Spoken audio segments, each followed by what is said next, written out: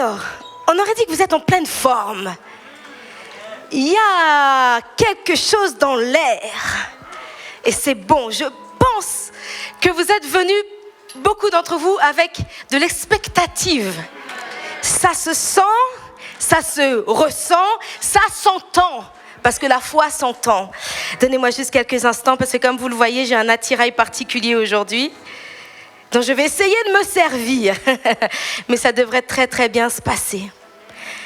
Alors nous voici ensemble, pendant quelques instants, le temps qui me reste encore, pour vous transmettre un message que je crois va être très bénéfique pour vous en tant qu'individu, mais aussi pour l'ensemble de notre Église. Parce que le but et ce que Dieu a dans son cœur, c'est que chaque personne puisse aller de gloire en gloire, de victoire en victoire et fasse des progrès. On le chante souvent dans notre Église, mais chaque pas est important, chaque pas de foi est important. Et il faut qu'on apprenne à aller de l'avant. Amen. Dieu vous a fait sortir de ce monde de ténèbres et vous a emmené à son admirable lumière. Vous a établi dans sa maison, non pas que pour que vous puissiez rester assis là sur une chaise bleue, même si on aime beaucoup nos chaises bleues parce qu'elles font partie de notre vie, les chaises bleues. Chaque dimanche, chaque mardi, on les retrouve. Mais ce n'est pas le but. Un chrétien doit aller de l'avant. Un chrétien doit faire des progrès. Un chrétien veut aller de l'avant et veut faire des progrès. Et aujourd'hui, je vais vous enseigner quelque chose qui va vous aider à faire beaucoup de progrès dans votre vie intérieure. Et si vous voulez un titre pour le message, et Martine va être contente parce que ça y est, c'est fait dès le départ, c'est « Garde l'équilibre ». Nous allons parler d'équilibre cet après-midi. L'équilibre, c'est un élément essentiel pour vivre une vie heureuse. Comme vous avez pu le remarquer ou comme vous avez pu déjà même l'entendre juste en allumant la télé ou en allumant la radio, vous avez vu que ce monde est un monde perdu, un monde dans la confusion. Je ne sais pas ce qui se prépare à partir de demain. Oh, et là j'ai envie de prier en langue tout de suite pour ce qui est en train de se passer aujourd'hui. Mais on espère moins de confusion. Et on espère davantage de direction. Mais l'équilibre est essentiel pour avoir une vie heureuse. Bien souvent, parce que, à cause de mes fonctions, je rencontre beaucoup de jeunes à l'église, notamment beaucoup de jeunes femmes, parce que je travaille avec les jeunes femmes de l'église au niveau de la Next Gen. D'ailleurs, j'espère que vous êtes prêts pour le 13. Soyez prêts, soyez au rendez-vous. Mais souvent, quand je pose des questions essentielles de la vie, comme par exemple, alors tu te vois où dans 5 ans? Tu te vois où dans 10 ans? Beaucoup d'entre elles me disent, je ne sais pas. Et moi, je sais pourquoi elles disent, je ne sais pas. C'est parce qu'à l'intérieur, c'est brouillé. À l'intérieur, c'est confus. Mais aujourd'hui, on va parler d'équilibre. Et on va parler d'équilibre du point de vue de la stabilité. Donc, vous allez m'entendre beaucoup parler d'équilibre. Vous pouvez aussi remplacer le mot équilibre par le mot stabilité. Et nous allons commencer avec un verset. Vous voulez bien? Vous voulez bien qu'on lise la Bible? Alors, on y va. 1 Samuel, chapitre 2, verset 35. 1 Samuel, chapitre 2, verset 35. La Bible nous dit... Je m'établirai un sacrificateur fidèle qui agira selon mon cœur et selon mon âme. Je lui bâtirai une maison stable. Dites avec moi, stable. Il marchera toujours devant mon oint. Alors Dieu veut bâtir une maison stable. Dites encore avec moi, stable. Matthieu chapitre 7, verset 26. Matthieu 7, 26 nous dit « Mais quiconque entend ces paroles que je dis et ne les met pas en pratique est semblable à un homme insensé qui a bâti, par contre cette fois, sa maison sur le sable. » Comme quoi il y a une lettre de différence. Mais cette petite lettre qui a disparu dans ce verset-là fait toute la différence. Autant nous pouvons avoir une maison stable, autant nous pouvons avoir une maison bâtie sur le sable. Qu'est-ce qui fait la différence? L'équilibre. L'équilibre. Restez avec moi parce que je vous assure qu'à la fin, waouh, vous allez comprendre beaucoup de choses. Alors, je vais commencer par vous donner des choses un peu plus techniques. Et je sais que vous avez déjà quitté l'école depuis longtemps, certains d'entre vous, mais on va replonger un petit peu dans des choses et je vais vous rappeler la mémoire, pour certains, de ce que vous avez vu il y a quelques années. Et je sais que dans notre église, on aime beaucoup les bénédictions du genre « Dieu va te bénir ». Et en général, quand on vous dit « Dieu va te bénir », tout le monde fait « Amen ». Mais là, je vais être un peu plus technique. Donc, dans l'église, il y a de tout, amen. Il y a des gens qui aiment les prédications du genre « Dieu va te bénir ». Et puis, il y en a d'autres qui aiment les choses un peu plus élaborées, articulées, intellectualisées. Alors là, je vais me mettre avec le groupe 2 pendant 2 minutes. Je vais être un petit peu plus technique, mais c'est facile. Vous allez voir, vous n'allez pas perdre l'équilibre. Alors, il y a des éléments qui maintiennent l'équilibre, même dans le monde physique. Vous avez vos 2 pieds sur le sol, n'est-ce pas? Il n'y a personne qui est en apesanteur, là. Je l'aurais remarqué de toute façon. Donc, vous avez tous les pieds sur terre. Ce n'est pas un hasard. Dieu a créé l'univers, Dieu a créé la terre et Dieu a donné des règles, un fonctionnement. Et savez-vous qu'il y a des systèmes physiologiques, c'est pas un gros mot, je vous assure que ce terme existe, il y a un système physiologique qui assure et qui maintient de l'équilibre dans notre corps physique. Et vous savez où se trouve ce petit organe-là qui nous maintient debout? Vous allez me dire, mais Madame Valérie, vous êtes debout sur vos pieds. Eh bien non, c'est l'oreille interne. L'oreille interne vous tient en équilibre. Et en fait, ce sens d'équilibre, bien souvent, les scientifiques appellent ça le 6e sens. C'est ce qui nous tient debout. Il y a plein de mécanismes internes et complexes qui sont liés à l'équilibre. Mais le plus important se trouve au niveau de l'oreille interne. Donc, l'essentiel de l'équilibre nous permet, grâce à l'oreille interne, de rester debout. Merci Seigneur. On peut applaudir le Seigneur pour ça. Tu as tout pourvu, tout créé, tout. Il a pensé à tout, à tout. Vous imaginez qu'à chaque pas vous tombez? Non, c'est pas possible. Ça n'est pas être possible. Alors il y a plusieurs organes qui entrent en jeu pour assurer un bon équilibre. Il y a vos yeux aussi qui vous aident à garder l'équilibre. Vos muscles, même la peau, mais surtout l'oreille interne. Et à l'intérieur de l'oreille interne, il y a des capteurs. Il y a plein de choses qui se passent dans votre corps. Donc, il y a le système biologique ou physiologique, on va l'appeler comme ça, puisque les gens l'appellent, les scientifiques l'appellent le 6e sens. Il y a d'autres choses aussi qui maintiennent l'équilibre dans le monde physique. Et ça, vous allez peut-être le découvrir. Ce n'est pas des choses que vous voyez à l'œil nu, mais ça se passe à l'intérieur. Ce sont vos organes. Je vous avais dit, hein. Mais tout va bien. Alors, la symétrie parfaite du corps humain, c'est ce que je vais vous expliquer pendant, je vous ai dit 2 minutes, n'est-ce pas? Vous êtes encore avec moi? Le premier groupe est avec moi? Le deuxième groupe est avec moi? Bah, tout le monde est avec, tout le monde, vous êtes forts. Vous avez vu? C'est pas très compliqué. Alors, Dieu nous a donné des organes. Ah, merci beaucoup. Et vous pouvez vous rendre compte qu'il y a ce qu'on appelle de la symétrie. Et la symétrie aussi maintient de l'équilibre dans notre corps physique. Donc normalement, quand vous êtes créé dans le ventre de votre mère, il y a 2 bras qui poussent. Et puis 2 jambes qui s'étirent. Et puis il y a des poumons qui se forment à l'intérieur de vous. Et toutes ces choses-là sont symétriques. Vos yeux sont symétriques. Même votre nez. Oui, madame, vous pensiez que votre nez était tordu. Laissez-moi vous dire une chose. Votre nez est beau. Pourquoi? Il est symétrique. Ne vous inquiétez pas pour ça. Et cette symétrie n'est pas un hasard. Cette symétrie a pour but de l'équilibre. Alors, qu'est-ce qu'on est en train de voir? La symétrie dans le monde physique, donc dans le monde physiologique, et puis maintenant dans le corps humain. Les organes sont symétriques. Et puis dans la nature, la quasi-majorité des animaux aussi sont construits sur ce modèle symétrique.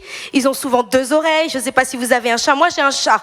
Et quand je regarde ce petit chat, je vois toujours ces 2 petites oreilles qui pointent vers le haut. Et là, je peux me dire, oh Seigneur, c'est symétrique ça. Et puis je vois son museau et son nez, et même ses moustaches sont symétriques.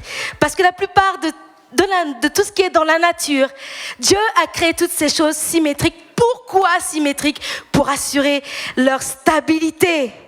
Amen. Vous êtes en train de me suivre, n'est-ce pas? Vous êtes forts, vous êtes très forts. Donc on possède 2 poumons, 2, ça fonctionne par paire. On a aussi 2 reins, et puis on a nos membres, 2 bras, 2 jambes, et tout ce qui s'ensuit, mais on va s'arrêter là. Et j'ai même découvert, mesdames, qu'un critère de beauté est la symétrie du visage. Oh là là, même les professionnels de l'esthétique savent que pour choisir un mannequin, on regarde toujours la symétrie du visage. Vous voyez? Donc la symétrie est partout, sauf qu'on n'en entend pas souvent parler, mais elle existe. Pourquoi est-ce qu'elle existe? Parce que Dieu veut nous maintenir en équilibre. Et puis il y a une chose dont je voudrais vous parler, c'est aussi l'équilibre dans la nature. Donc on a vu l'équilibre de manière physiologique, l'équilibre dans le corps humain et maintenant l'équilibre dans la nature. Je ne sais pas si vous vous souvenez de vos cours de biologie, mais moi il y a une chose que j'aimais beaucoup quand j'étais à l'école, c'était cette chaîne alimentaire. Ah, certains disent ah oui, vous vous souvenez, ça y est? Ah, vous voyez, c'était pas si loin. Alors, la chaîne alimentaire. Une chaîne alimentaire, c'est une suite d'êtres vivants dans laquelle chacun mange celui qui le précède avant d'être mangé par celui qui le suit. Alors, là, c'est assez simple et c'est assez clair.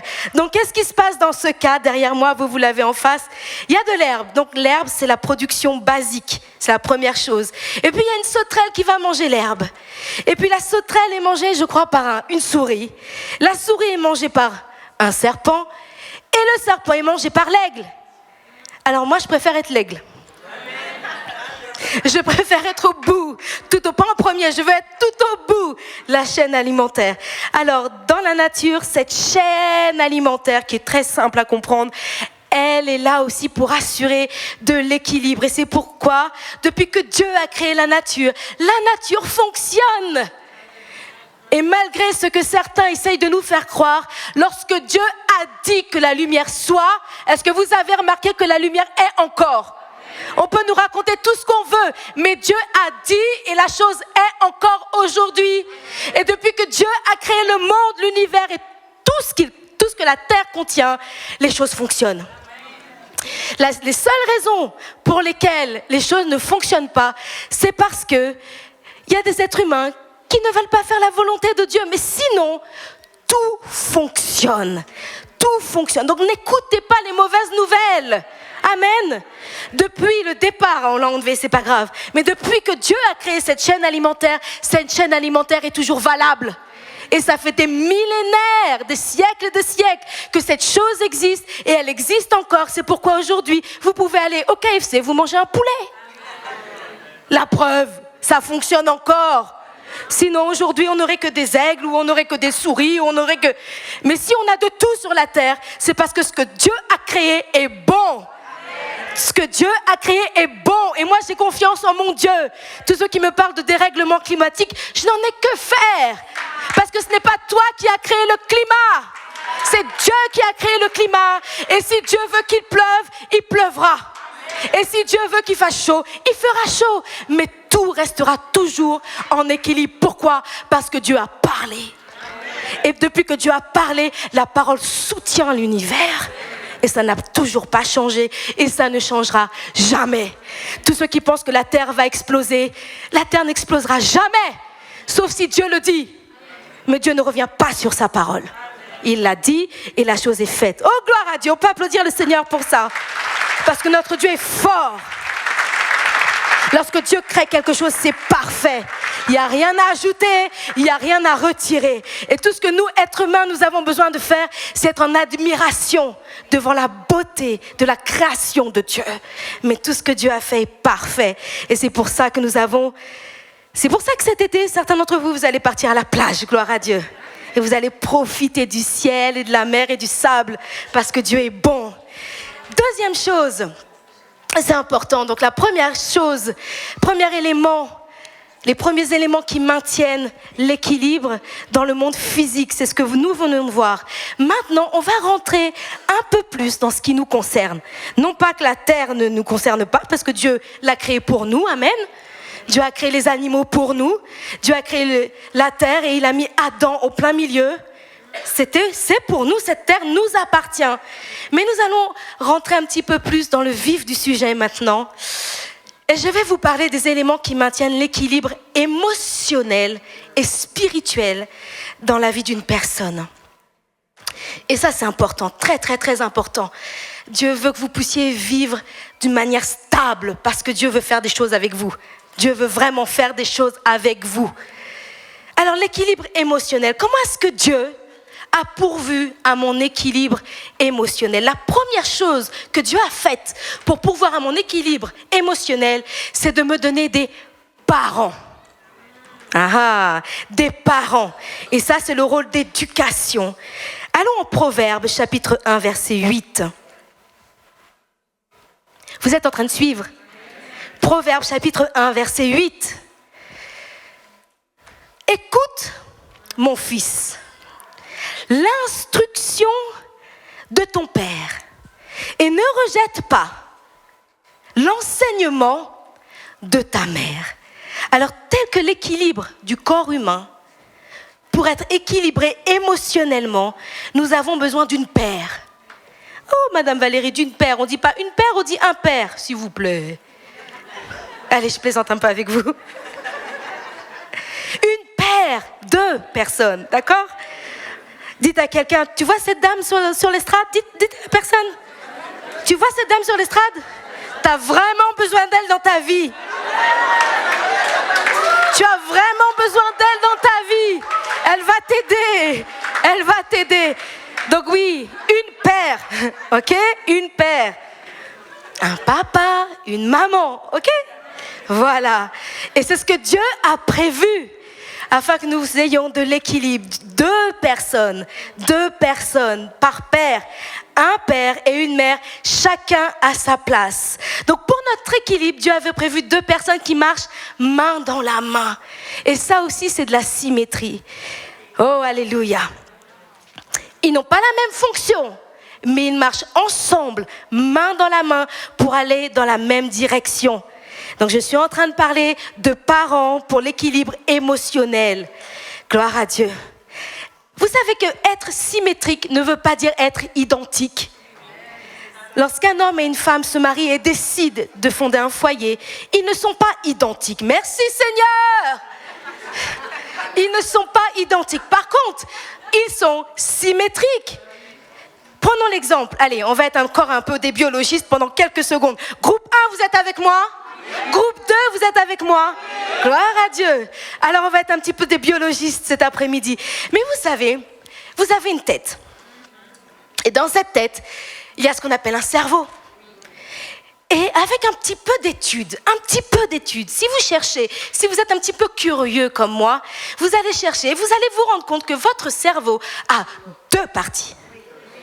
Côté droit et côté gauche. Ils sont symétriques, mais ils n'ont pas la même fonction. C'est pourquoi il y a un côté droit et un côté gauche. Suivez-moi.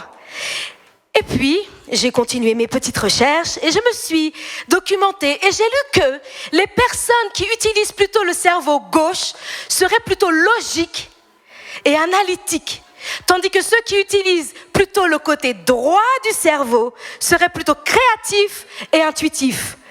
Alors, qui sont les créatifs et les intuitifs? Ne levez pas la main, vous en savez rien. Comment vous savez quelle partie du cerveau vous utilisez? Vous savez quelle partie du cerveau vous utilisez, vous? Dites à quelqu'un, tu as besoin de cette dame.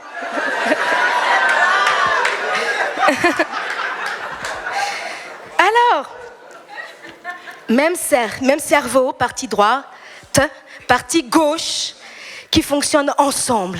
Maintenant, je reviens à mon histoire de parents, de symétrie, du fait de ne pas être identique, mais d'être simplement symétrique. 2 cerveaux gauches produira un handicap dans votre vie, qu'il soit mental ou physique. 2 cerveaux droits créera un handicap dans votre vie, qu'il soit mental ou physique. 2 parents identiques.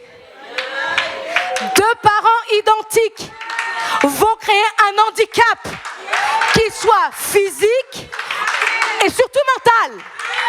Surtout tout mental. Ne croyez pas les mensonges de ce monde. Dieu a tout créé à la perfection.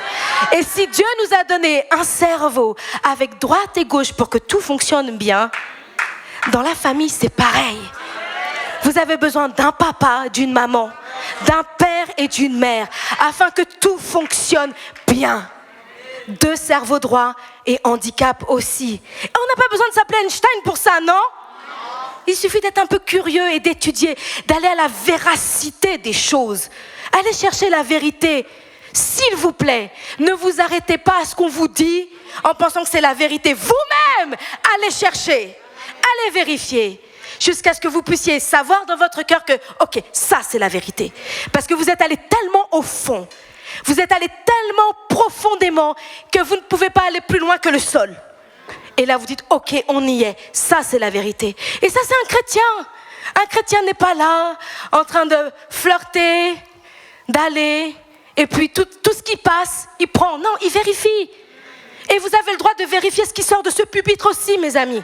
Vérifiez dans votre Bible. Alléluia, je l'ai sorti.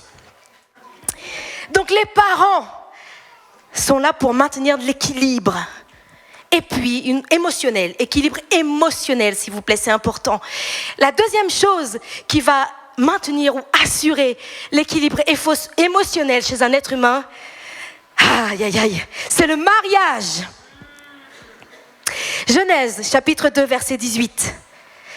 Genèse, chapitre 2, verset 18. Et là, messieurs, je vais encore vous parler. Vous allez dire, oh, Madame Valérie, toujours nous. À chaque fois que vous venez pour enseigner, c'est nous. Mais je vous parle comme à mes enfants. Je vous parle comme si vous étiez mes fils. Et je veux le meilleur pour votre vie. Regardez, vous l'avez déjà? Pas encore. Je vais vous le lire. Or, l'Éternel Dieu avait dit, quand ça commence comme ça, vous qui êtes maman et que vous dites à votre fille ou à votre fils, papa avait dit que, vous savez que c'est important. Très important. Et là, or l'Éternel Dieu avait dit, il n'est pas bon que l'homme soit seul. Je lui ferai une aide semblable à lui. Amen. Hein, messieurs? Amen. Waouh. Alors vivre d'une manière qui n'est pas bonne, c'est-à-dire seul, messieurs, au bout d'un moment, ça va être nocif pour vous. Écoutez-moi, s'il vous plaît. Ça va être nocif pour vous. Vivre trop longtemps seul, ce n'est pas bon pour vous. Au bout d'un moment, vous allez commencer à avoir du déséquilibre dans votre vie. Et vous allez me dire, ah, mais l'apôtre Paul, lui, il a vécu seul. Mais l'apôtre Paul, c'était une exception. C'était l'exception à la règle. Et puis l'apôtre Paul a vécu son temps, dans un temps où il pouvait vivre seul, sans être tenté par le péché. On y va. Alors, c'est pourquoi, jeune homme, il faut que tu te maries. Écoute-moi cet après-midi. Il faut. C'est ta vie émotionnelle qui en dépend. Ce n'est pas bon que tu restes seul. Ce n'est pas bon pour...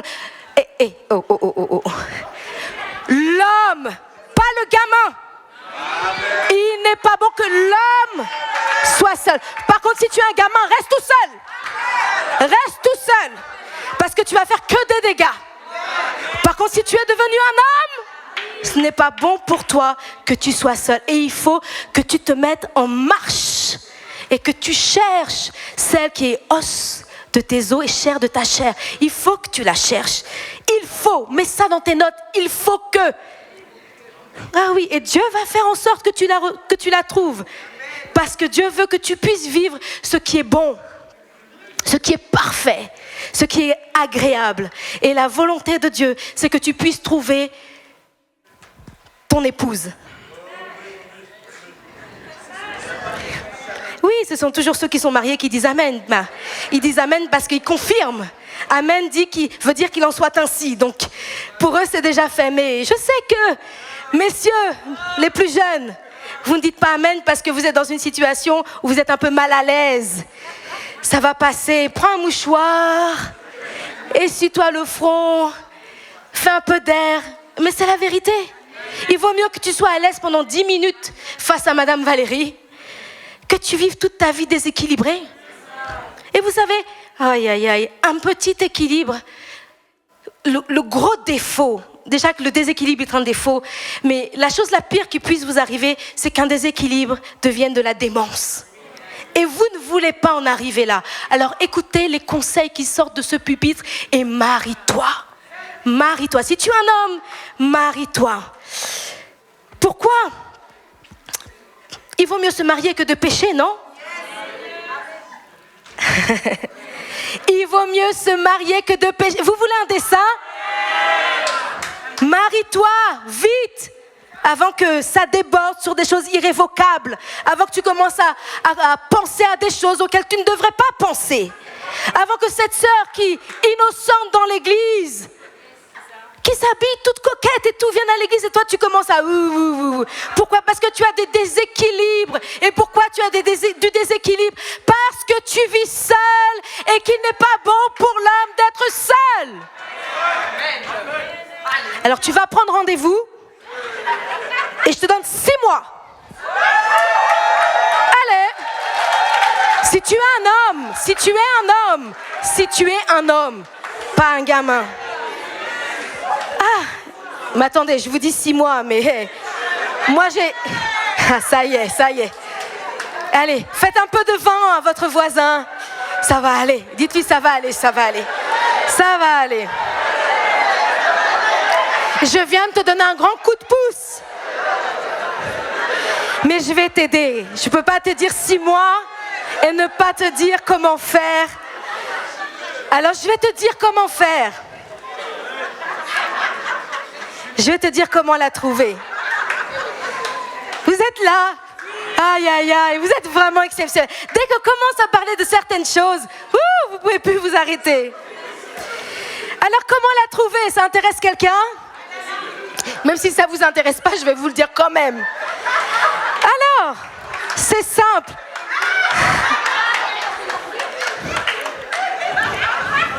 Laissez mes garçons tranquilles. Maman parle et maman va vous aider. Laissez-les tranquilles. Bon. Alors, comment la trouver ? C'est facile à dire, oui, mais je vais éclaircir tout ça. Quand vous allez la voir ou quand tu vas la voir, elle va être ta symétrie. Elle va être ton reflet dans le miroir. Quand tu vas la voir, tu vas pouvoir dire « Oh, voici celle qui est chair de ma chair, os de mes os. » Tu vas la reconnaître. Pourquoi tu vas la reconnaître ? Parce que quand tu vas la voir, tu vas pouvoir te projeter dans l'avenir avec elle. Quand tu vas la voir, tu vas te voir, mais à un niveau plus élevé. Tu vas te voir, mais avec plus de muscles. Tu vas te voir avec plus d'intelligence. Tu vas te voir avec plus de sagesse. Tu vas te voir toi, parce qu'elle est ton reflet. Et tu vas te voir et tu vas pouvoir visionner tout ce qu'il y a de bon. Mais c'est ce que ça va provoquer chez toi. Et tu auras l'impression de te voir dans un miroir, mais en mieux. Oh, je deviens très poétique là. Quand tu vas la voir, tu vas dire waouh, mais c'est moi ça, mais en mieux. C'est mon avenir. Pourquoi ? Parce que elle est celle qui te complète. Voilà pourquoi tu vas pouvoir te projeter à un niveau plus élevé. Et tu vas la reconnaître. Tu vas la reconnaître. Vous savez, Dieu ne dit pas quelque chose et ne vous donne pas de solution. Lorsque Dieu vous donne une instruction, c'est parce qu'il sait que c'est faisable, que vous allez y arriver. Amen. Alors le mariage maintient l'équilibre émotionnel, les parents, le mariage. Et puis il y a autre chose aussi que je vous ai enseigné il n'y a pas très longtemps, mais il s'agit d'amitié fraternelle. Les amitiés fraternelles aussi vont assurer la stabilité ou l'équilibre émotionnel. Ecclésiaste chapitre 4, verset 9. Ecclésiaste 4, 9. La Bible dit que 2 valent mieux qu'un, parce qu'ils retirent un bon salaire de leur travail. Alors Dieu ne nous a pas créés pour vivre seuls, pour vivre comme une île déserte. Les personnes les plus épanouies dans la vie sont celles qui ont su se faire un cercle d'au moins 2 amis, mais 2 vraiment amis, des amis qui peuvent presque donner leur vie pour vous. Ah, mais comment vous le savez? Tout est dans la parole. Dieu lui-même, Dieu le Père, Dieu le Fils et Dieu le Saint-Esprit. Alors Dieu le Père est entouré de 2 personnes, Dieu le Fils et Dieu le Saint-Esprit.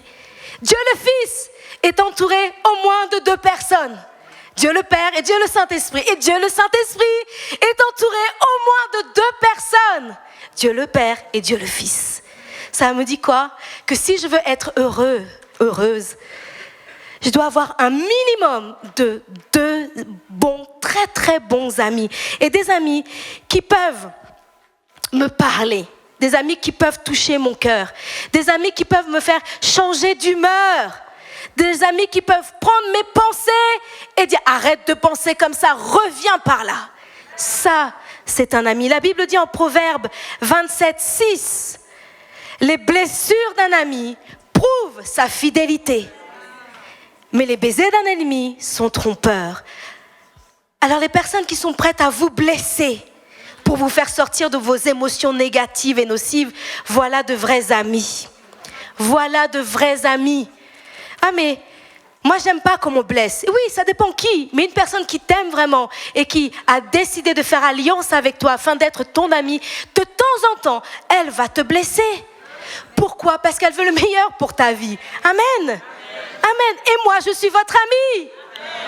Alors de temps en temps, je pique là où ça doit piquer parce que je veux le meilleur de Dieu pour votre vie. Alors pour votre équilibre émotionnel, ayez au moins 2 personnes très proches avec lesquelles vous pouvez ouvrir votre cœur et être un livre ouvert, des personnes de confiance. Maintenant, nous allons parler d'équilibre spirituel. Nous avons vu ce qu'il nous faut pour de l'équilibre émotionnel, les parents, le mariage, les amis. Mais il y a aussi l'équilibre spirituel. Et ça, c'est très, très, très, très important. Parce que les choses visibles sont passagères. Mais les choses invisibles sont éternelles.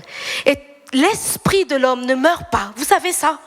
L'esprit de l'homme ne meurt pas. Alors, s'il y a bien une chose que nous avons besoin de comprendre et d'apprendre, c'est ce qui se passe au niveau spirituel. Alors, si émotionnellement et humainement, vous vous dites, oui, mais moi, j'ai pas eu de parents. J'ai pas eu un père, physiquement à la maison. J'ai pas eu une mère. Tous mes amis m'ont trahi. Je pensais avoir eu des amis, mais depuis que j'ai le Seigneur Jésus, pouf, ils ont tous disparu. Allons-y. L'équilibre spirituel. La première chose, c'est la parole de Dieu. La parole de Dieu va vous apporter de l'équilibre spirituel. Pourquoi? Elle va vous transmettre des principes de vie. C'est ce qui va faire le rôle d'éducation. De la même manière que les parents font l'éducation émotionnelle et naturelle d'un enfant, la parole de Dieu va aussi faire votre éducation spirituelle. Est-ce que quelqu'un a une Bible ici? Vous l'avez tous dans votre téléphone, mais levez votre Bible, ou votre téléphone du coup. Voilà, ça c'est la vie. Ça c'est votre vie. Ça, pas le téléphone, hein, ce qu'il y a dedans. La parole qui est dedans. Je marche sur la parole de Dieu. C'est ce qui va faire que je sois une personne équilibrée, parce que la parole est le roc. Matthieu chapitre 7, verset 26. Mais quiconque entend ces paroles que je dis, et ne les met pas en pratique, sera semblable à un homme insensé qui a bâti sa maison sur le sable. Alors la parole de Dieu est importante pour la stabilité et l'équilibre. Dieu m'a donné sa parole pour comprendre la vie. Amen. Parfois vous vous posez tellement de questions et toutes les réponses sont dans la parole de Dieu. Dieu est votre créateur. Dieu est votre Père. Et tout ce qu'il dit se trouve dans sa parole. C'est ce qu'il dit. Alors, si je veux de l'équilibre, si je veux savoir quoi faire dans la vie, je me tourne vers la parole de Dieu. Amen. Gloire à Dieu. Et puis, deuxième chose. Donc, Dieu nous a donné sa parole. Et Dieu aussi a pourvu un père spirituel. Vous avez dit que vous n'aviez pas eu de père. Vous avez un père maintenant. Et ça, c'est votre berger. C'est votre homme de Dieu. Dieu nous envoie un homme selon son cœur, afin qu'il soit pour nous un modèle. Et croyez-moi, le berger que vous avez va vous rappeler la parole de Dieu. Et il va vouloir que vous viviez selon la parole de Dieu. Pourquoi? Parce qu'il assume son rôle de père dans votre vie. Il n'y a qu'un père qui peut engendrer quelqu'un. Désolée, mesdames. Je sais qu'on est parfois toutes fières quand c'est la fête des mères et qu'on fait beaucoup de bruit et toutes ces choses-là. Et c'est bien. C'est bien d'être fière d'être maman. Mais laissez-moi vous dire que sans la semence, vous n'auriez jamais été et vous ne pourrez jamais être une maman. Alors, respect à qui on doit le respect. On va applaudir nos papas encore. Je sais que la fête des pères est passée, mais point d'honneur au père. Parce qu'il n'y a qu'un père qui puisse engendrer quelqu'un. Et Dieu nous envoie un père spirituel pour nous transmettre son esprit, son genre d'esprit. C'est pourquoi quand on vient à l'église, on doit avoir le cœur ouvert. Ayez le cœur ouvert, parce que ce n'est pas un hasard que Dieu vous ait planté ici dans cette maison, et il vous a planté ici dans cette maison, afin que vous receviez un esprit, un seul, lequel? Celui de votre Père spirituel. On va aller dans la parole, c'est mieux. 1 Corinthiens. Oh, alléluia. Chapitre 4, verset 15. Car quand vous auriez 10 000 maîtres en Christ, vous n'avez cependant pas plusieurs pères, puisque c'est moi qui vous ai engendré en Jésus-Christ par l'évangile. Qui t'engendre dans l'évangile? Non, mais dites-moi, qui vous engendre dans l'évangile? Cette personne qui vous engendre dans l'évangile est votre père spirituel. Et vous ne pouvez pas en avoir 10 000. La Bible dit un seul. Est-ce que la Bible est la vérité? Est-ce que je m'adresse à des chrétiens ou je m'adresse à des personnes qui cherchent encore? Moi, je ne cherche plus depuis longtemps. J'ai trouvé. Et parce que j'ai trouvé, je marche sur ce que j'ai trouvé. J'ai trouvé la vérité dans la parole de Dieu. Il n'y a plus rien à chercher maintenant. 10 000 mètres, certes, mais un seul père spirituel avec un seul esprit. Et ça, c'est de l'équilibre spirituel. Certains d'entre vous, vous venez d'autres églises. Ok, d'accord, mais attention, quand tu viens ici, c'est pour embrasser l'esprit qu'il y a ici. Je vous ai dit que j'allais vous piquer, parce que je vous aime. Parce que trop de mélange, ça va créer chez vous du déséquilibre. C'est pour ça que Dieu nous en a donné qu'un. Et celui que nous avons, il nous suffit. Amen. Un. Dites avec moi, un seul. Gloire à Dieu. Et puis, dans l'équilibre spirituel, la parole de Dieu, mon homme de Dieu, mon berger, c'est dans la parole, vous l'avez lu avec moi, amen. Dieu nous donne aussi une mère spirituelle. Si vous n'avez pas eu de maman, séchez vos larmes. Dieu a tout pourvu. Et Dieu vous a donné l'Église. L'Église est notre maman spirituelle. 2 Corinthiens chapitre 11, verset 2. Ah, mais je croyais que c'était vous. Non. Moi, je suis un mentor. Il y a un père et il y a une mère. Mais la mère spirituelle, c'est l'Église. Eh oui! Je sais que je suis en train de casser pas mal de choses religieuses et farfelues que vous vous êtes mis dans la tête. Mais allons à la parole. 2 Corinthiens, chapitre 11, verset 2.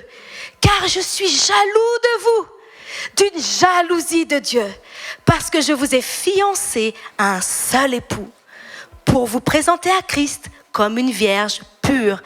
De qui est-ce qu'il est question ici? De l'Église. Donc si vous n'avez pas eu de mère pour vous donner de l'affection dont vous aviez besoin, sachez que Dieu y avait Jiré, celui qui pourvoit à tous vos besoins. Et l'Église va pourvoir à cela. L'Église va vous aimer d'un amour pur, va vous transmettre un amour pur. Donc l'Église va me combler spirituellement, va me donner de l'équilibre spirituel. C'est pour cela, bénissez l'Église. Bénissez votre Église. Priez pour votre Église. Parce que notre Église est belle. Notre Église est pure. Notre Église est puissante. Notre Église est forte. Notre Église va de l'avant. Notre Église, elle porte. Elle est courageuse. Ça, c'est notre Église. Et c'est notre mère spirituelle. Elle nous porte. Je sais que pour l'instant, l'image n'est pas encore, mais un jour, vous verrez. Quand le Seigneur reviendra, Maranatha, vous verrez l'Église. Et vous verrez à quel point elle est belle, sans tache ni ride. Elle est pure. C'est la fiancée de Christ. Et on doit l'honorer. On doit l'aimer de tout notre cœur. On doit la chérir parce qu'elle nous nourrit. L'Église nous nourrit pas seulement avec le social, mais elle nous nourrit spirituellement. Elle nous transmet ce dont nous avons besoin pour être des personnes équilibrées et aller de l'avant. Alléluia. On avance. Pour un équilibre spirituel, Dieu aussi nous a donné, et je vous l'ai dit tout à l'heure, un bon mentor. Un bon mentor. Et ça parle de relations ointes. Luc 6,40 dit « Le disciple n'est pas plus que le maître, mais tout disciple accompli sera comme son maître. » Alors si vous n'avez pas su trouver de bons amis, sachez qu'il y a quelqu'un ici sur qui vous pourrez compter. Et ça, c'est un bon mentor. Et on fait en sorte qu'à l'église, nos mentors soient bons. Qu'elles soient des personnes intègres. Qu'elles soient des modèles. Alors, s'il vous plaît, rendez-leur la vie facile. Parce que toutes ces personnes-là, elles ont choisi d'être utilisées par Dieu pour vous rendre meilleurs. Et les personnes que Dieu nous envoie pour nous rendre meilleurs, on doit les honorer. On doit les respecter. Et on doit tout faire pour que leur vie devienne de plus en plus facile. Alors Dieu veut que vous soyez entourés de personnes de qualité qui pourront vous aider dans votre marche dans le Seigneur. On ne peut pas y arriver seul. Amen. Deux valent mieux qu'un. Vous n'y arriverez pas seul. Arrêtez de penser que vous n'avez pas besoin de mentor. Eh oui, je suis comme une petite souris. Parfois, je débarque chez vous. Je débarque dans votre tête. Vous en avez besoin. Pourquoi ? C'est écrit, non ? C'est dans la parole. Dieu nous parle de maître, de mentor, de discipulat. Comment est-ce que je peux devenir un disciple de Jésus si je n'ai pas quelqu'un devant moi qui me montre l'exemple ? Vous êtes devenus très silencieux. Tout à l'heure, pour le mariage, vous étiez wouh! Et là, je parle de choses un peu plus profondes et silence. C'est bon, c'est très bon. Un mentor veut être une personne avec une bonne influence dans votre vie. Ne la refusez pas, au contraire. Un bon mentor m'aidera à devenir une meilleure personne. Il va m'apporter l'équilibre que je n'ai pas eu dans ce monde. Il va m'aider, me faire avancer pas après pas avec beaucoup de patience, beaucoup d'amour. Mais il va y arriver parce que c'est Dieu qui l'envoie. Alléluia. Et puis, je vais vous expliquer en quelques minutes, parce qu'il ne me reste pas beaucoup de temps. J'avais tellement de choses à vous dire, mais on va aller à l'essentiel. Il y a des choses dans la vie qui vont venir pour vous faire tomber. Il y a des choses dans la vie qui vont venir pour vous faire perdre l'équilibre. Alors, quelles sont ces choses qui peuvent me faire perdre l'équilibre dans ma vie ? La première chose, c'est la précipitation.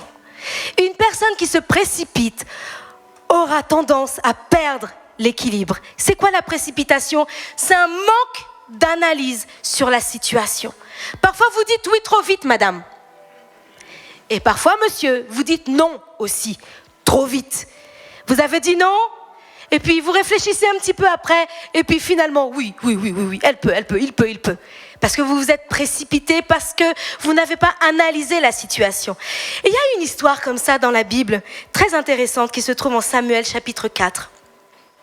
J'ai trouvé cette histoire tellement... Je l'ai lu et je l'ai lu plusieurs fois, mais là, quand j'ai lu cette fois ce verset, j'ai dit « Waouh, Seigneur, incroyable !»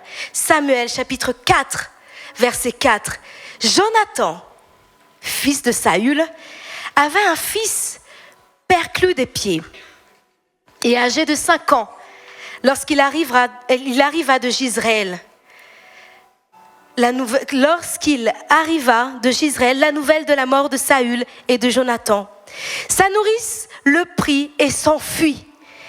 Et comme elle précipitait sa fuite, il tomba et resta boiteux. Son nom était Méphibosheth.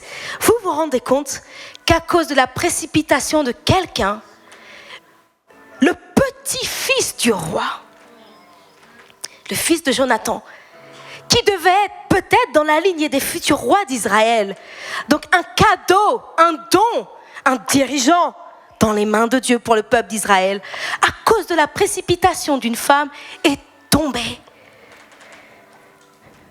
Alors la précipitation vous fera perdre l'équilibre. Et cela pourra vous causer des séquelles à vie. Faites attention avec la précipitation. Ne confondez pas vitesse et précipitation. Ce n'est pas la même chose. Quand vous faites les choses rapidement, vous avez un contrôle dessus, mais vous allez vite. Par contre, la précipitation, vous n'avez pas le contrôle dessus et vous y allez quand même. Vous allez tomber, vous allez perdre l'équilibre. On avance, parce qu'il ne me reste pas beaucoup de temps.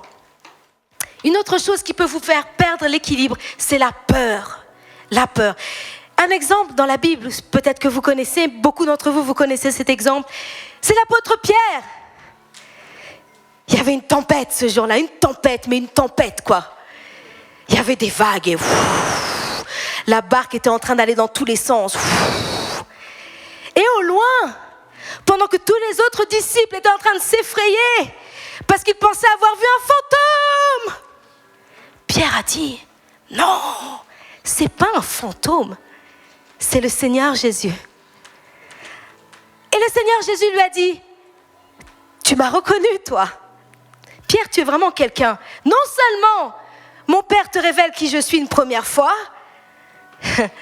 Pour ceux qui connaissent la Bible, vous savez de quoi je parle.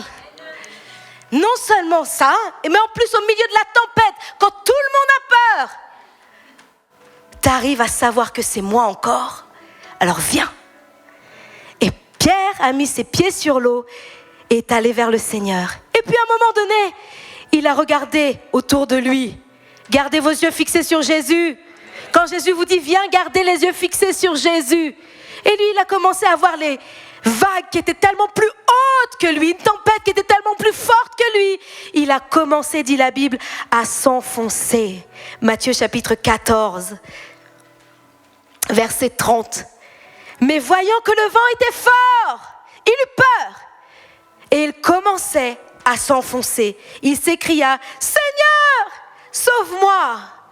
Pierre a douté, il a eu peur. Et qu'est-ce qui s'est passé? À cause de la peur, il a perdu l'équilibre.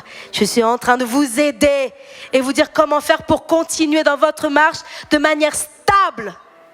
La peur va vous faire chuter. Une autre chose qui va vous faire chuter, c'est l'incrédulité. On ne va pas rester longtemps dessus, mais l'incrédulité est un esprit. Et la Bible dit que l'incrédulité est une pierre d'achoppement. C'est une pierre sur votre chemin.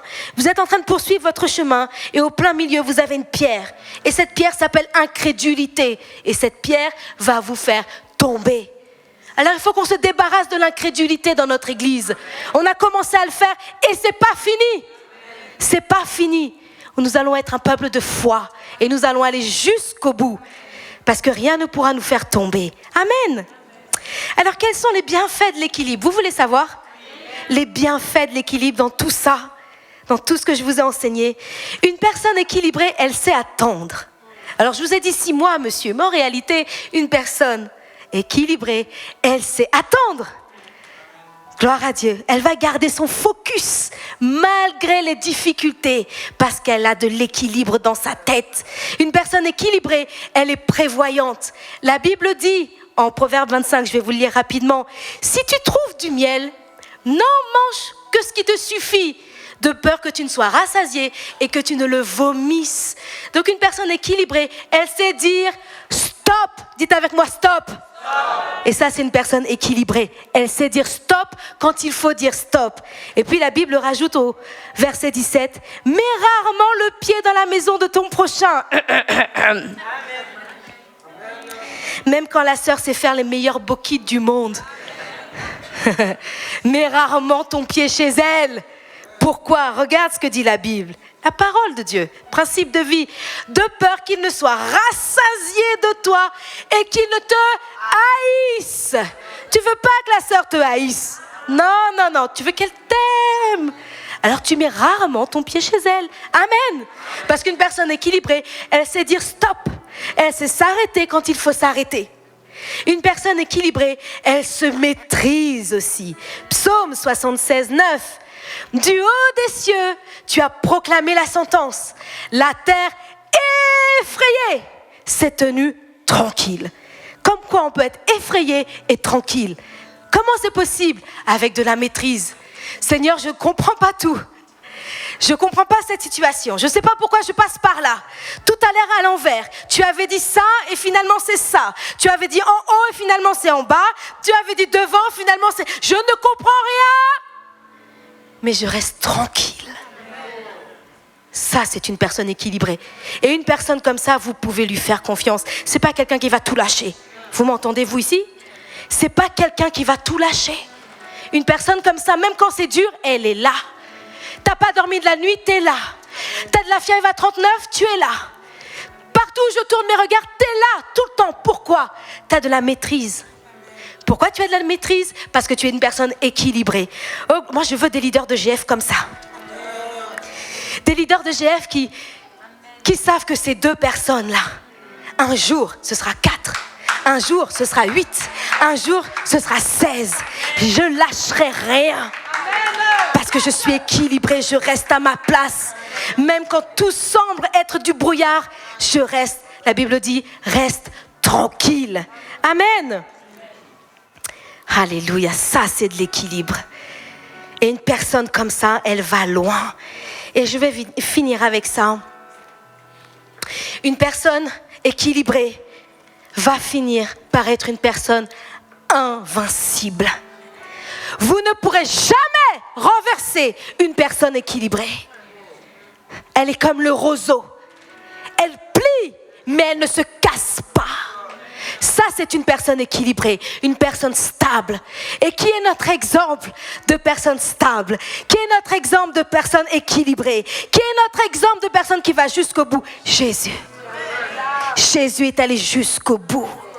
Jésus a accompli sa mission à la croix parce qu'il ne s'est pas laissé vaincre. Son équilibre l'a rendu invincible. Oh, il a porté cette croix sur le chemin de douleur. Et il l'a portée. Elle était lourde. Un bois tellement lourd. Et pas après pas, il a porté. Et il a regardé devant. Et il est allé jusqu'au bout. Alors dans notre vie, mes amis, on aura des missions que Dieu va nous confier. Et chaque mission ce sera une mission sur 2 axes. Écoutez bien, parce que c'est là où l'Église va arriver bientôt. Je vous ai dit tout à l'heure, on n'est pas là pour des chaises bleues. On est là pour faire des choses pour le royaume de Dieu. Vous m'entendez? L'Eure-et-Loire a besoin de Jésus. Et l'Eure-et-Loire a besoin d'entendre que Jésus sauve. Si vous êtes là pour la première fois, Jésus sauve. Jésus sauve. Alors, la première chose, est-ce qu'on peut l'afficher? Oui, merci. L'axe vertical. Et l'axe vertical, c'est celui qui me dit, me voici Seigneur. C'est celui qui dit, Seigneur, je le fais pour toi. C'est toi qui m'appelles. C'est ma mission verticale. De la terre jusqu'au ciel. De là où je suis vers Dieu. Jean chapitre 3 verset 16 dit, car Dieu a tant aimé le monde qu'il a donné son Fils unique afin que quiconque croit en lui ne périsse point, mais qu'il ait la vie éternelle. Alors quelle était la première mission de Jésus? Il était venu sur la terre pour son Père. Pour faire la volonté de son Père. C'est Dieu le Père qui l'a envoyé. Et la Bible dit qu'il s'est rendu obéissant jusqu'à la mort, même jusqu'à la mort à la croix.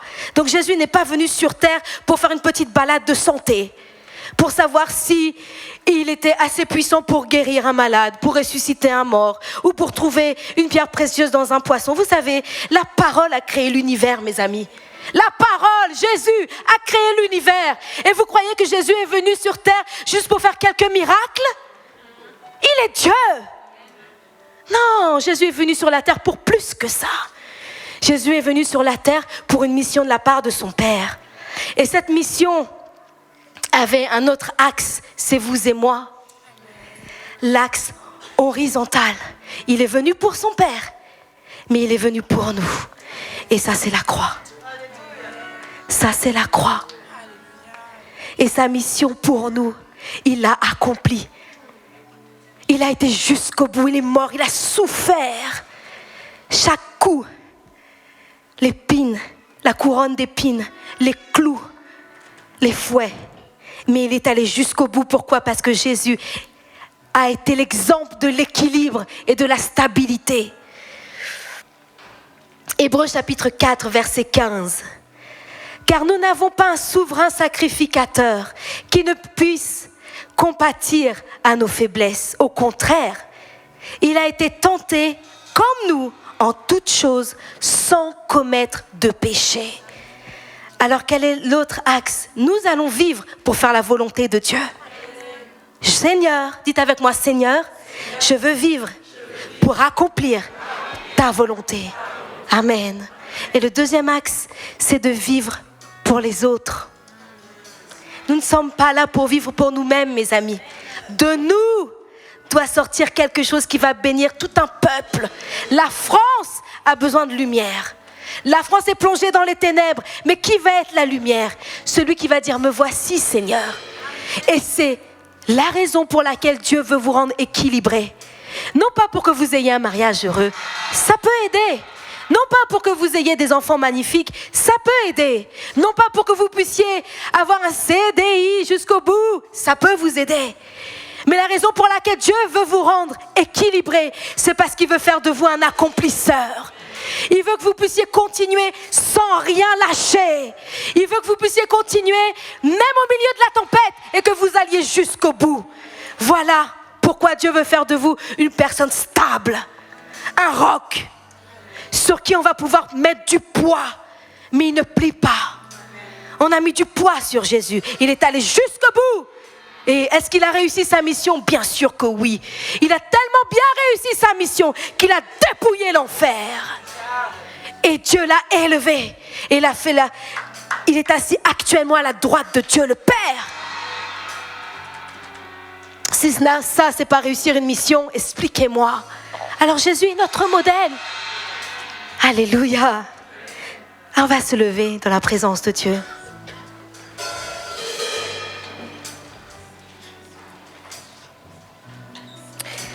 Alors Dieu nous appelle afin d'accomplir sa vision pour notre nation. C'est pourquoi il veut faire de nous des personnes équilibrées, stables, des rocs comme son Fils. Jésus est venu simplement nous montrer l'exemple, mais il a dit, moi je m'en vais, mais il y a des gens qui vont rester et qui vont faire plus que moi. Je sais, je suis la seule à me réjouir, c'est pas grave. Dieu va m'utiliser. Est-ce que Dieu peut vous utiliser? Vous dites, gloire à Dieu pour ceux qui ont dit Amen.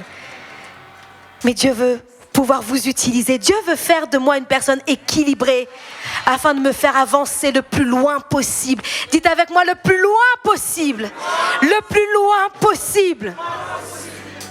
Dites encore avec moi, Dieu veut faire de moi un accomplisseur. Amen. Alors une personne équilibrée, elle ne sera jamais la première dans la chaîne alimentaire. Une personne équilibrée, elle va se retrouver tout au bout avec les aigles. Parce qu'on peut manger un serpent, on peut manger un rat, on peut manger même des sauterelles et même de l'herbe. Mais dites-moi, qui mange un aigle? Qui mange un aigle? On ne touche pas à l'aigle, parce que l'aigle, il est là-haut. Et quand l'aigle regarde, il est focalisé. Il sort ses griffes, il attaque et il gagne. Et c'est ce que Dieu veut faire de vous. Mais d'abord, vous devez devenir des personnes équilibrées. Amen. Vous avez reçu ça dans votre cœur cet après-midi. Alors on va applaudir le Seigneur bien fort. Merci Seigneur. Oh, alléluia. Merci Jésus. Tu fais de moi un roc. Tu fais de moi une personne stable, une personne équilibrée. Et avec ton esprit, j'irai jusqu'au bout de la mission. Parce que tu veux faire de moi un accomplisseur. Quelqu'un qui fait avancer ton royaume ici sur cette terre. C'est ta mission pour ma vie. Et pendant que nous avons les yeux fermés, je vais demander à l'église de prier tout doucement par le Saint-Esprit. Parce qu'il y a des personnes ici, vous avez entendu cette parole et vous dites, moi je n'ai jamais eu d'équilibre dans ma vie. J'ai toujours cherché quelqu'un sur qui m'appuyer. J'ai cherché tellement longtemps. Toute Toute mon enfance, j'ai été ballottée à droite et à gauche. Comment vous pouvez me parler d'équilibre? Sachez qu'il y a quelqu'un qui peut restaurer tout ça. Et son nom est Jésus. Il va faire de ton cœur de pierre un cœur de chair. Et il va venir habiter chez toi. Et en habitant chez toi, tu vas devenir une maison stable. Plus rien ne pourra t'ébranler. De temps en temps, oui, il y aura des épreuves. Mais tu sais qu'il est avec toi. Et c'est l'heure maintenant d'avoir le Seigneur Jésus de ton côté. Afin que tu puisses marcher sur le fil de cette vie. Et ne pas tomber. Jésus est là et il veut t'accompagner tout au long de ta vie. Afin que tu ne puisses pas tomber. Il veut assurer chacun de tes pas. Il veut être le sol sous tes pieds. Il veut que tu saches qu'il a ses yeux constamment fixés sur toi. Que tu n'as pas à avoir peur de la vie, de l'avenir, des choses incertaines. Parce que si tu es là aujourd'hui pour la première fois, c'est parce que déjà, il avait les yeux sur toi. Alors pendant que tout le monde a les yeux fermés, pendant que tout le monde prie par le Saint-Esprit, parce que c'est une bataille maintenant. Si vous êtes là aujourd'hui pour la première fois, et vous dites, moi aussi, je veux une vie stable et équilibrée. Je veux que Jésus vienne dans ma vie et me rende une personne, fasse de moi une personne forte, fasse de moi un roc. Si c'est vous dont je parle cet après-midi, levez votre main s'il vous plaît. Je veux prier pour vous. Si vous êtes là pour la première fois aujourd'hui, levez bien haut votre main, bien haut votre main. Vous dites, moi je veux Jésus dans ma vie. Je vois votre main au fond, ma sœur. Je vois votre main aussi, jeune homme. Je vois votre main ici. Gloire à Dieu. Dieu va vous rendre solide, invincible, parce qu'il est le roc. Je vais vous demander une deuxième chose. Oh, vous allez prendre votre courage à deux mains. Et vous allez venir ici devant parce que je vais prier avec vous. Si vous avez levé votre main, n'ayez pas honte. N'ayez pas honte de Jésus. Venez devant, je vais prier avec vous. Sortez de votre place. Sortez de votre place, venez ici devant. Je vais prier avec vous. Nous allons demander au Seigneur Jésus de rentrer dans votre cœur. Et tout ce qui était confus, tout ce qui était cassé, Jésus va le rendre solide. Et vous allez marcher sur cette vie avec assurance. Ah, on va les applaudir bien fort, Église. Parce qu'ils viennent de tellement loin. On ne connaît pas l'histoire de chacun, mais Dieu sait. Dieu sait. Dieu sait. Dieu sait d'où l'on vient. Alléluia. Est-ce qu'il y a encore quelqu'un? Est-ce que quelqu'un d'autre veut venir ici devant pour recevoir le Seigneur Jésus publiquement? Amen.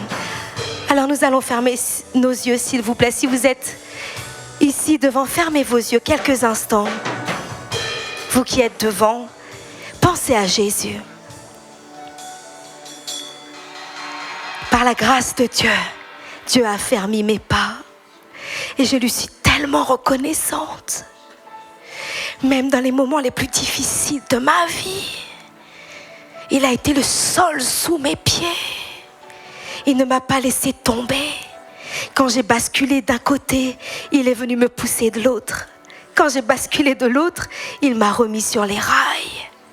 Et encore aujourd'hui, son vent, son souffle dans mes voiles et me fait avancer. C'est la grâce de Dieu. Et Dieu veut faire grâce à ces personnes aujourd'hui. Dites avec moi, vous, surtout vous qui êtes devant, s'il vous plaît, vous allez prier d'une voix audible, de manière à vous entendre. Répétez cette prière avec moi. Seigneur Jésus, aujourd'hui, j'ai écouté ton appel. Viens dans ma vie. Rends-moi solide comme toi. Aide-moi à marcher sur le fil de ma vie avec équilibre. Seigneur, je te demande pardon pour mes offenses, pour mes péchés. À cause de ces péchés, nous étions séparés. Mais aujourd'hui, je reçois le pardon de mes péchés et je suis réconciliée avec mon Créateur. Merci Jésus d'avoir accompli ta mission sur la terre. Grâce à ton sacrifice sur la croix, aujourd'hui, je suis sauvée. Grâce à ton sacrifice sur la croix, aujourd'hui, je peux recevoir ton esprit, un esprit de force, stable et solide. Seigneur, viens dans ma vie. Je t'accepte, je veux de toi. Sois mon Seigneur, sois mon Sauveur. Guide mes pas à partir d'aujourd'hui. Je crois que mon ancienne vie est terminée. Je dis au revoir au péché. Je dis au revoir au diable. Je dis au revoir aux ténèbres et à toutes ces choses qui m'ont éloigné de toi. Je veux maintenant marcher vers toi. Et un jour, je te verrai face à face. Merci Seigneur. Dans le nom de Jésus.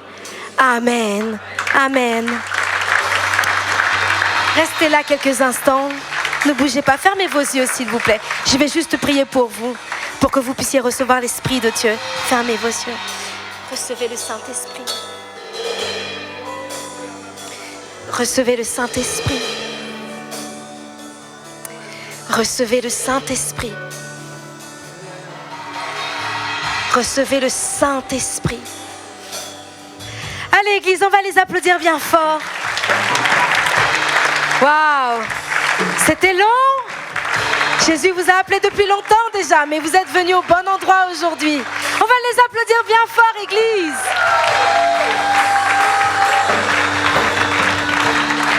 C'est l'amour de Dieu qui vous a emmené jusqu'ici. Personne d'autre. Vous avez peut-être reçu une invitation, mais derrière cette invitation, c'était Dieu. Et à partir d'aujourd'hui, Dieu est dans votre vie. Il va être le rocher de votre vie. Vous pourrez bâtir votre vie sur lui. Il ne vous abandonnera jamais, parce que Dieu n'abandonne jamais quiconque. Vous m'entendez? Restez accrochés à Jésus. Il revient bientôt. Jésus revient bientôt. Et quand il va revenir, je veux qu'on fasse la fête ensemble. Je veux me retourner et m'assurer de voir vos visages. Tous les dimanches, on se réunit pour l'adorer, pour écouter sa parole, pour être à ses pieds. Venez chaque dimanche. Et on a ici quelqu'un de super que j'aime beaucoup. Elle s'appelle Zoubeidé et elle va vous recevoir dans une salle à côté. Elle va vous remettre ce petit sachet qui est un cadeau de la part de l'église avec un manuel. Mais elle va tout vous expliquer. Et puis il a fait chaud aujourd'hui, je ne sais pas pour vous, mais moi j'ai très soif. Alors vous allez pouvoir boire quelque chose, manger un petit quelque chose. Mais surtout, si vous avez besoin de parler avec quelqu'un, elle et son équipe, ils sont là. Si vous avez même besoin de prière, ils vont prier pour vous. D'accord? Église, on va les applaudir bien fort. Ils sont notre famille. Ce sont les petits frères et les petites sœurs de la maison. Allez, c'est dans cette direction. Gloire à Dieu, gloire à Dieu, gloire à Dieu. Dieu est bon. Et puis, je sais qu'il est un peu tard, mais je ne suis pas souvent avec vous, vous savez. Alors j'ai essayé de tout vous donner par la grâce de Dieu, vraiment. À quelques exceptions, je vous ai tout donné.